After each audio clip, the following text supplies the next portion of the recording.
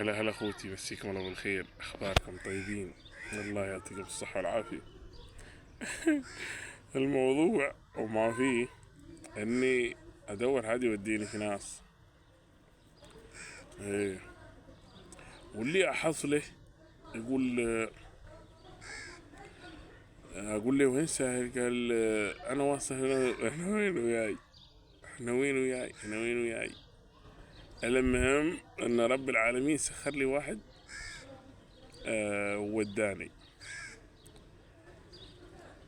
اللي قايل لهم القاهم هناك في شناص، مرة هناك في شناص.